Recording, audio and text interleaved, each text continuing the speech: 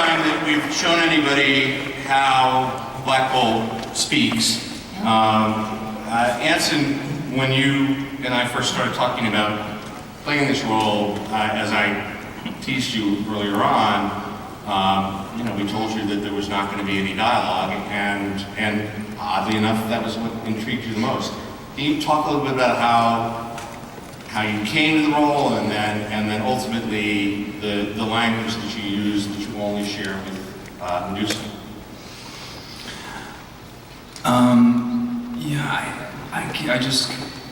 I couldn't imagine ever coming across this acting challenge again. And so I really wanted to leave at it.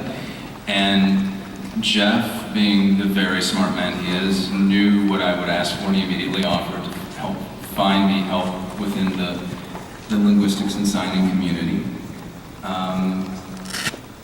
And I wanted to take it very seriously and not just at face value. So I knew that I was going to begin by learning how sign systems work. I started watching not just signers, but orchestra conductors.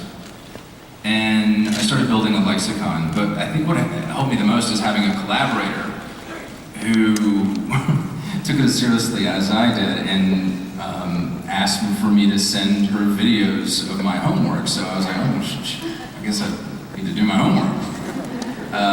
And I think that Serinda and I worked very well in that capacity. I couldn't have done it without her, definitely.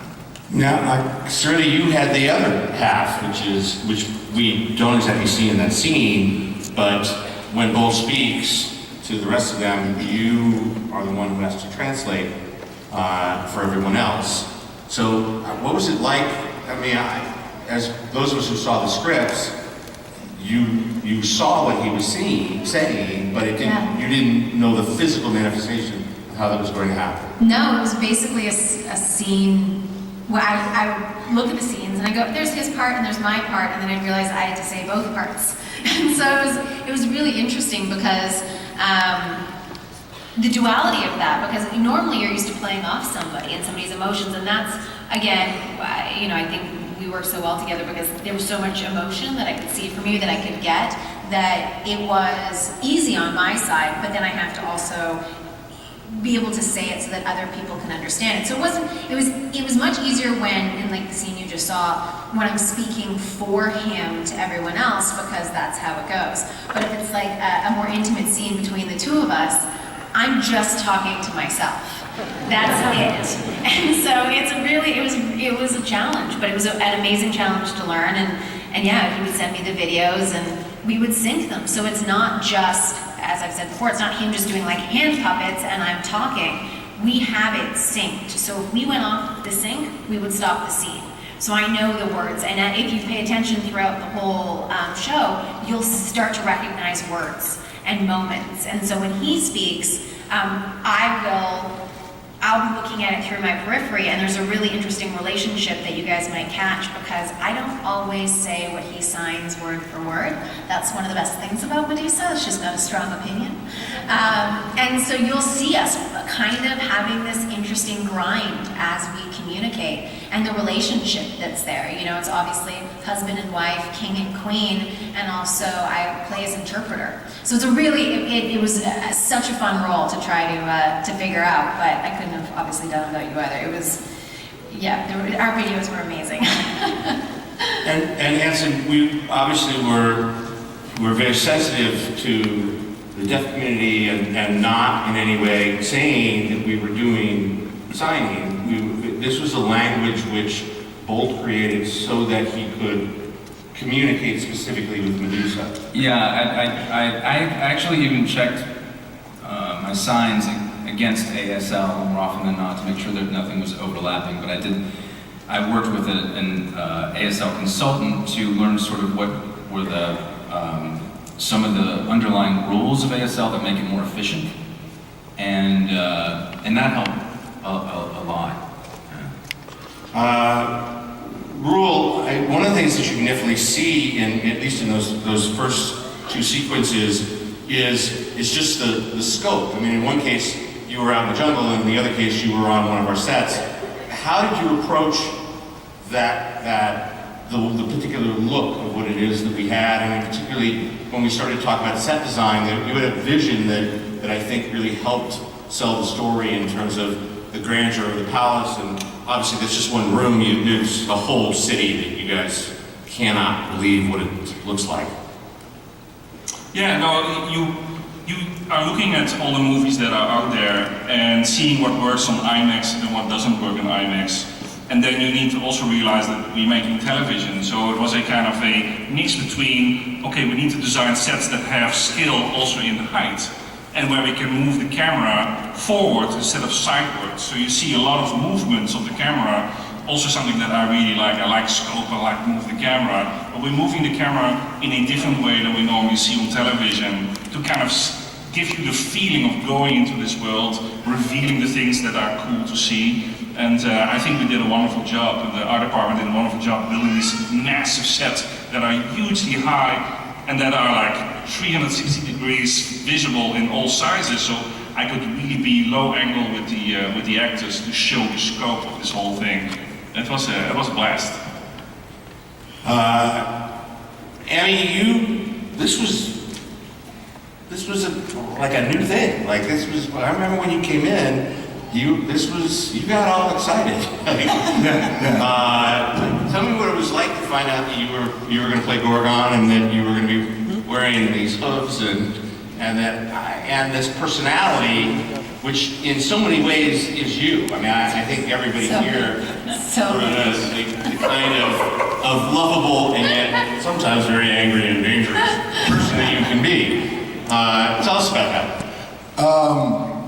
It was kind of cool because playing Gorgon, it actually kind of had a way of expressing myself and actually discovering stuff about myself as well. Like during filming, I would kind of just go around town and I realized like I'm doing very Gorgonic things, and I'd be like, it was such a great discovery. This guy's a lot of fun. I mean, you know, having the opportunity to consistently just act off of impulse.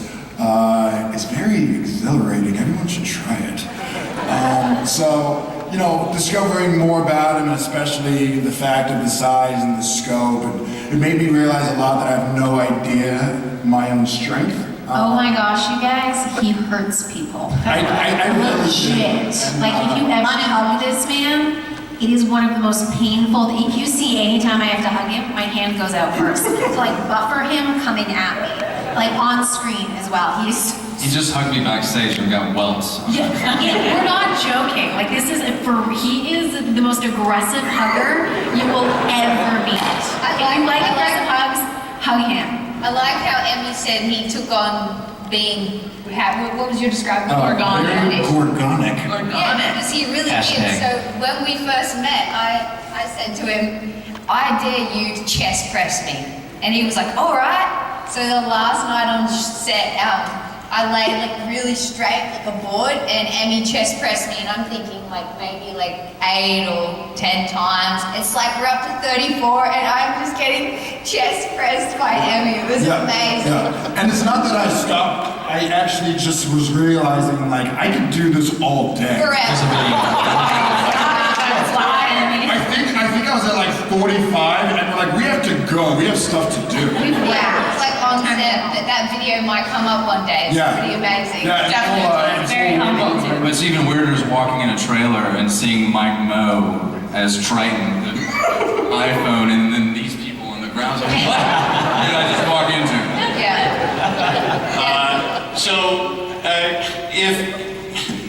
If MA and Gorgon are completely acting on impulse, sort of the yin and the yang, or in many ways the relationship in Mice and Men. When you got the role of Karnak, and we explained to you that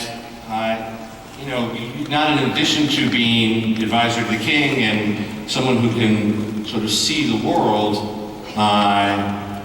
both half empty and half full simultaneously, that you had to look after this guy.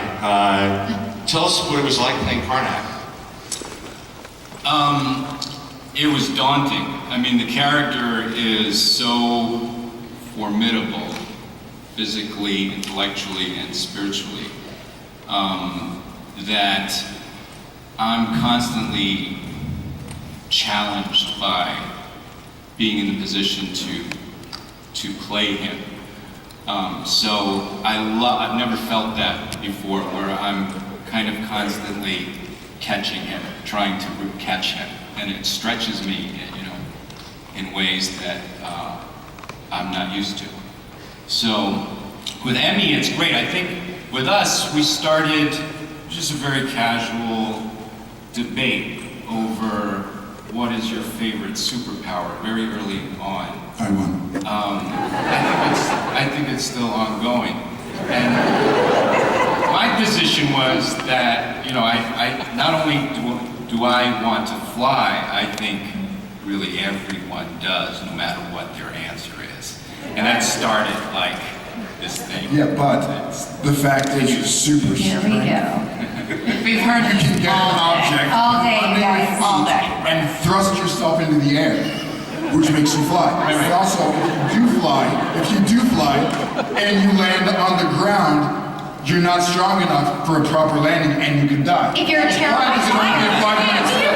Okay, just in response to how we're different. No.